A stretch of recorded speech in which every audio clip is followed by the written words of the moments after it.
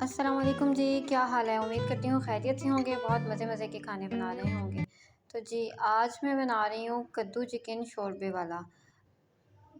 تو یہ بنانے کے لیے پہلے میں نے ڈالا ہے تیل، کوئی بھی آپ کوکنگ آئل اچھا سا یوز کر سکتے ہیں۔ جب گرم ہو جائے تو اس میں ڈالا زیرہ اور پھر پیاز ڈال دی۔ پیاز جب اپنا رنگ بدل لے گی، ٹرانسلوسنٹ ہو جائے گی، زیادہ براؤن نہیں کرنی ورنہ سالن کا کلر خراب ہو جائے گا، تو ½ kg اس میں ڈال دیا چکن۔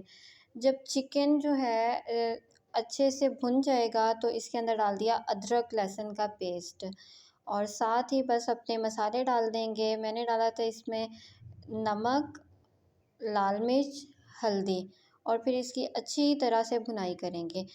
جب مسالے تھوڑے سے بھن جائیں گے پھر ہم اس میں ڈالیں گے ٹماٹر کا پیسٹ۔ میں نے اس میں ٹماٹر فریز کیے ہوئے ٹماٹر تھے، چھلکا اتارنے کے بعد ان کا اچھی طرح سے پیسٹ بنا لیا تھا، تو ٹماٹر ڈال کے بھون لیں گے۔ پھر جو ہے اس کے اندر باریک کٹی ہوئی لوکی ڈال دیں گے۔ لوکی کے میڈیم سائز ٹکڑے کرنے ہیں۔